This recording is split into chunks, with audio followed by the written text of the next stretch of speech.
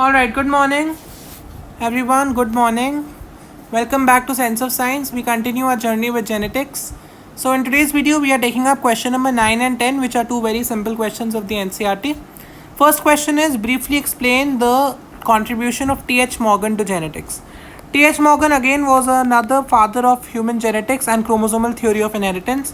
He also was having a huge combination in proposing the chromosomal, along with other scientists, of course, theory. Okay, he also had a huge contribution in studying linkage of genes, how genes are attached and linked, but how some genes cause variations and cause recombination. And finally, he was very important. His name is very important in the studies of Drosophila, the fruit fly.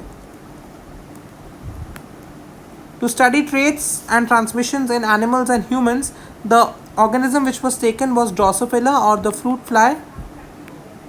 And Morgan classified lot of qualities of genes, gene transmission, gene flow, etc. using this Drosophila. Okay, so this is the major contributions of T.H. Morgan in genetics. Now question number 10 is more important. Question number 10 is on pedigree analysis. What is pedigree analysis? Now pedigree analysis basically is study of transmission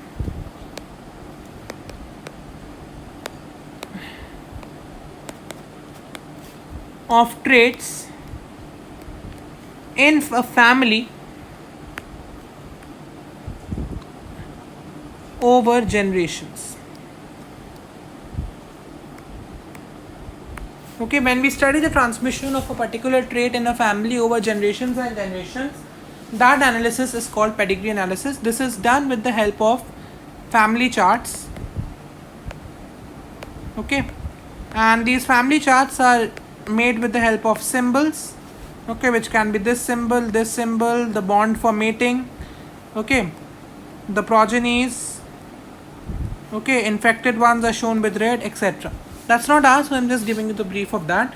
So because now what was the need for pedigree analysis? The need was that as in terms of plants, crossing and outbreeding like what Mendel did with pea was possible, but the same thing of course is not possible with humans and animals. Animals may all, and humans and animals of course. So because of that, as we can't do that, the study of trait transmission and inheritance in humans and animals is best understood by its variations in a family, and that is called pedigree analysis. Now what are the uses of pedigree analysis? Number one is it is used to study a trait transmission in family and inheritance in humans.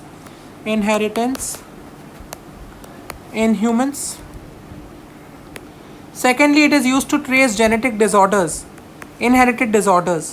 Okay, if you draw the family chart and you study the trait transmission and how the disorder has been inherited, it can be done using pedigree analysis. Thirdly, it is also used to trace defective genes. Many times some genes are defective or they are not fully effective, and they are inherited by family generations, and it causes problems in all the generations as well. So that is also done very well with the help of pedigree analysis. Okay, and of course the fourth and most important, it is the alternative for artificial crossing or for crossing, which is the method for plants, because crossing cannot be done in humans altogether. So for that, the alternative to study genetics in humans is best understood by using the pedigree analysis. Okay, now these questions are very simple, but the reason that I have taken them up is that they are often asked. So that's why I thought that I can give you a briefing on these questions. So in the next video, we take up the next question on sex determination. Stay tuned for that and do subscribe the channel as well. Thank you.